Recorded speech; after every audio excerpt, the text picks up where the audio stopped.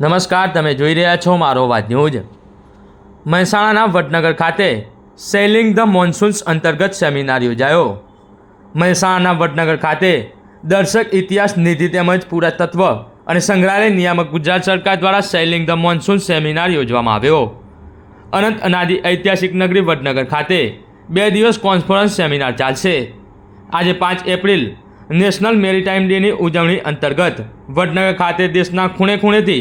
મેરીટાઈમના વિદ્વાનો જેમને deep research ક્ષેત્ર ઉમદા કાર્ય કર્યા છે તેઓને બોલાવવામાં આવ્યા હતા અને તેમનું રિસર્ચ વર્ક આખા ગુજરાતમાંથી આવેલ વિદ્યાર્થીઓને જાણવા મળે તે માટે વિદ્યાર્થીઓને પણ આમંત્રિત કર્યા હતા। ગુજરાત અને ભારતીય મહીસાગરની પુરાતન દરિયાઈ પરંપરાનું ઊંડાણપૂર્વક અવલોકન, જહાજ નિર્માણના અનોખા કૌશલ્ય,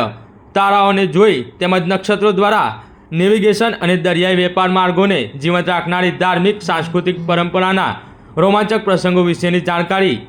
નિયામક પુરાતત્વ સંગ્રહાલય ગુજરાત સરકારના પંકજ શર્મા તેમજ દર્શક ઇતિહાસ નિધિના ટ્રસ્ટી તેમજ સેક્રેટરી સુજાતા શાહ અને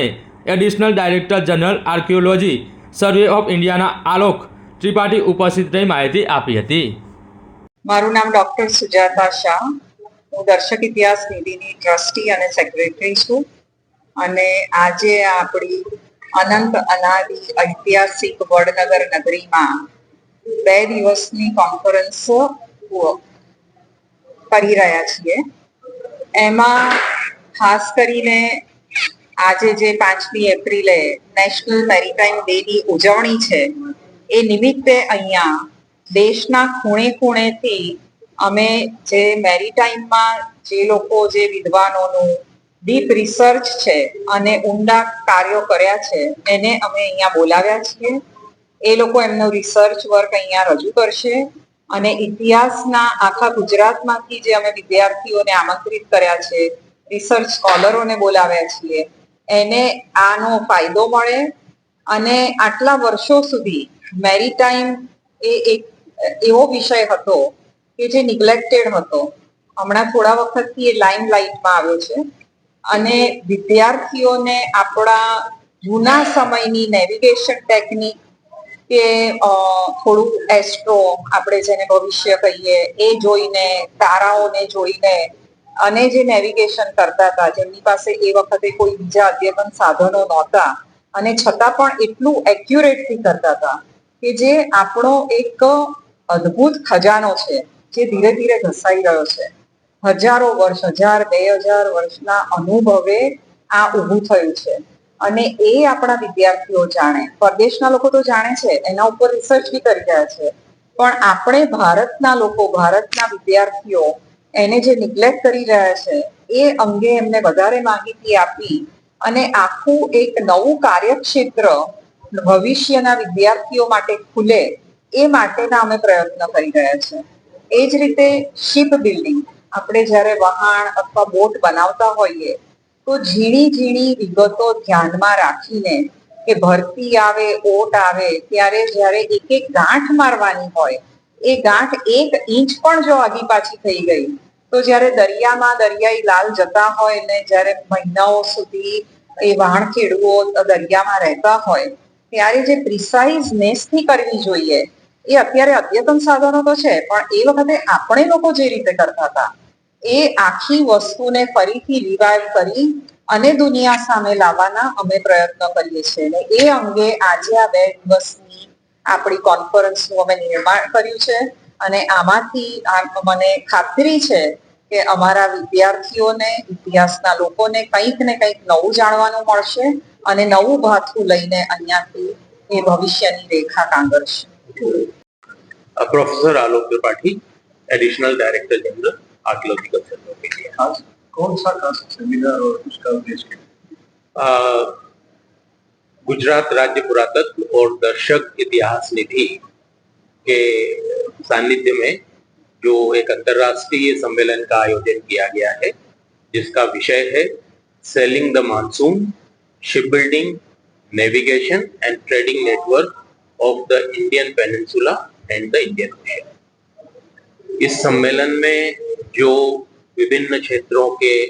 विशेषज्ञ हैं वो लोग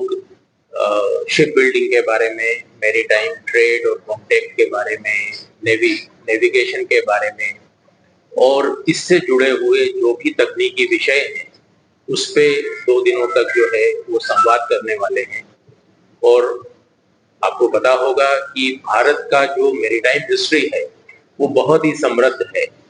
और बहुत समय यानी हजारों साल से भारत के जो मेरिनर्स थे वो बहुत ही उन्नत प्रकार के जहाज बनाते रहे हैं और ये जो जहाज थे वो सभी दिशाओं में दूर देशों तक जाते थे और भारत का यानी व्यापार इन सब क्षेत्रों से होता था। भारत की संस्कृति और विचारधारा जो है उसका इससे स्प्रेड हुआ है। उन लोगों से हम लोगों ने भी कुछ चीजें सीखी हैं और इस प्रकार से जो एक वैचारिक, सांस्कृतिक और जो है वो इकोनॉमिकल जो हमारा इंटरेक्शन होता था विभिन्न क्षेत्रों से, उसकी एक बहुत ही समृद्ध परंपरा हमारी है। इस विषय में बहुत ज्यादा काम नहीं हुआ, लेकिन ये एक बहुत ही महत्वपूर्ण विषय है क्योंकि भारत की जो स्थिति है इंडियन ओशन में वो बहुत ही महत्वपूर्ण है। उसको मिस्ट्रेस ऑफ इंडियन ओशन कहा जाता है और भारत के नाम से ही इस पूरे महासागर का नाम भी इंडियन ओशन है। तो भारत के जो लोग थे वो विभिन्न प्रांतों के, वो लोग बहुत ही तकनीकी रूप से विभिन्न प्रकार की नौकाओं का निर्माण करते थे और उनका जो अनुभव था समुद्री यात्राओं का वो बहुत ही यानी उम्दा प्रकार का था और उसकी वजह से भारतीय संस्कृति का जो है विस्तार कई क्षेत्रों में हुआ। भारत को भी जो है अन्य संस्कृतियों से कई चीजों को सीखने का अवसर मिला और इस प्रकार से इतिहास का ये एक बहुत महत्वपूर्ण पहलू है जिस पर ये 2 दिनों तक विद्वान लोग यहाँ पर चर्चा करेंगे। जैसे आप सभी को मालूम है कि अभी भटनागर में आर्कियोलॉजिकल एक्सपीडिशन बना, तो ये इंडिया में अपने आप में बहुत अनूठा म्यूजियम बना। इस तरह का म्यूजियम इंडिया में नहीं हो, क्या है कि एशिया में इस तरह का म्यूजियम नहीं, जहाँ पे एक्सक्लूसिव साइट को खुला करना। तो जब इस तरह का अनूठा म्यूजियम एक बनाया है यहाँ पे, जो भटनागर के 2500 साल की निरंतरता को, उसके इतिहास को निरंतर यहाँ मानव सभ्यता रेडियोस की बात कर रहा है, तो उसी में क्या है कि यहाँ पे रिसर्च में काफी सारी चीजें सामने है। यहाँ बात की या वाहन बड़ी माता है, वो सब चीजों के बारे में काफी कुछ रिसर्च द्वारा चल रहा है। तो अभी क्या होगा कि अब जैसे कि इंडिया का इतना अच्छा म्यूजियम बनाया तो कंटिन्यू यहाँ पे कुछ ना कुछ एजुकेशन है ताकि लोगों को भटनागर के बारे में मालूम करना है और नए नए शोध हो रहे हैं अलग अलग विषयों के ऊपर, उनके बारे में क्या हो रहा है क्या नहीं हो रहा है, तो आने वाली युवा इन्हीं सब चीजों को ध्यान में रखते हुए दर्शक की संस्था जो है उनके साथ उनके सेविंग भी मानसून करके ये किया गया है। ये वर्कशॉप का कॉन्सेप्ट था, इसमें यहाँ पे सीखने के ऊपर एक वर्कशॉप भी होगा पूरा। दूसरा, किस तरह से उस समय क्लियर होता था, शिप के रूप क्या होते थे, किस तरह से नाविक आते थे जाते थे, काफी सारी चीजें हैं उनके बारे में पूरा यहाँ पे अलग अलग जो मरीन या मरीन आर्कियोलॉजी से जो स्कॉलर ऑल ओवर इंडिया से वो यहाँ पे आते हैं। तो इससे आने वाले जो अभी जो आर्कियोलॉजी पढ़ रहे हैं, हिस्ट्री का विषय जो पढ़ रहे हैं, उन सभी लोगों को इसके बारे में जानकारी मिलेगी। और कोशिश हमारे लिए है कि भटनागर के साथ किस तरह से चीजों को देखा जाए, क्योंकि भटनागर भी अपने आप में बहुत इंपॉर्टेंट स्थल पर रहा है जहाँ पे समुद्री मार्ग से कहीं एक सामान्य आगमन स्थल तक के रूप में था और यहाँ से फिर सिंध की तरफ मालवा की तरफ सामान जाता था। तो काफी सारी इस तरह के आयोजन होते रहते हैं, तो नई नई चीजें निकल के आज के लोगों को और नए फर्दर रिसर्च करने के रास्ते मिलते हैं। इन्हीं सब चीजों को जानने के ऊपर क्या कर रहे हैं, कैसे लोग कैसे देखो हमारा जो अगर ट्रेडिशनल सिस्टम की बात करें तो ट्रेडिशनल सिस्टम जो है वो बहुत ही नवोन्मेष सही था। आज कई बार उससे हमारा जीपीएस फेल हो गया और लोग का सिस्टम फेल हो गया। वो लोग तारों की गणना, जैसे तारों की सिचुएशन देखिए, अगर यहाँ पे कोई नाव आज स्टार्ट हो रही है तो उस समय तारों की क्या पोजीशन है, उस तारे की पोजीशन में क्या फेरबदल आएगा, उससे डिस्टेंस मापी जाती थी और कुछ नहीं लोग पास डंडी होती थी, डोरी होती थी, जिनके हिसाब से पूरा उनका कैलकुलेशन होता था। और आज की जीपीएस के हिसाब से उनके अगर आप देखें तो उनका कैलकुलेशन एकदम सटीक बैठता था। बट हो क्या रहा है, आज हम ट्रेडिशनल चीजों को भूलते जा रहे हैं। टेक्नोलॉजी ने हमारे जीवन में इतना ज्यादा स्थान ले लिया है कि परंपरागत चीजें हम भूल गए। सर, खास करके पानी का स्तर देखा जाए, पानी बहुत मिल रहा है, पहले भी लोग यहाँ बर्बाद करते थे, पानी की वजह से यहाँ पे ज्यादा बर्बाद हुआ। तो क्या दरिया यहाँ से समुद्र पर यहाँ से नजदीक तक है? नहीं, देखो, अगर मैं वडनगर की बात करूँ तो जैसे मैंने बोला कि स्थल पट के रूप में था, सामान आता था और जहाँ से मालवा से की तरफ जाता था। लेकिन पानी की बात कर रहे हैं तो मानव जीवन के लिए सबसे इम्पोर्टेंट है पानी।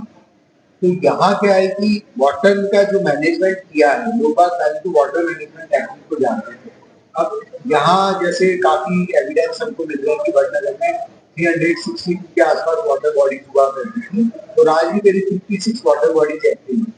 तो बारिश के पानी को पहाड़ों से वहां से कैसे यहाँ लाया जाए, किस तरह से चैनलाइज किया जाए कि यहाँ पे पूरा पानी इकट्ठा रहे ताकि साल भर उस पानी के थ्रू सर्वाइव करें। और अगर मान लो कभी बारिश नहीं होती, अकाल,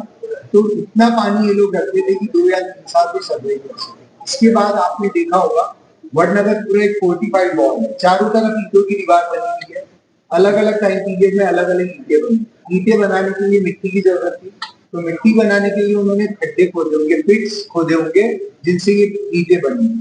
वो जो खड्डे बने उनको भी उन्होंने इस तरह से चैनलाइज किया पानी के लिए, उन खड्डों का बाद में वाटर रिसोर्सेज के रूप में यूज हो गया। तो उस समय जो वडनगर के लोग थे, स्थानीय लोग जो थे, उनकी सोच इतनी ज्यादा थी, इतने विजनरी वो थे कि भविष्य में हमें जब पानी की जरूरत पड़ेगी तो किस तरह से वाटर को मैनेज किया जाए, वाटर मैनेजमेंट सिस्टम को अडॉप्ट किया जाए, ये जो खड्डे बन गए, पिट्स बन गए, उनको किस तरह से वाटर बॉडी के रूप में कन्वर्ट किया जाए। तो यही सब चीजें हैं, ये चीजों से आज 2500 सालों तक हमको यहाँ पे मानव सभ्यता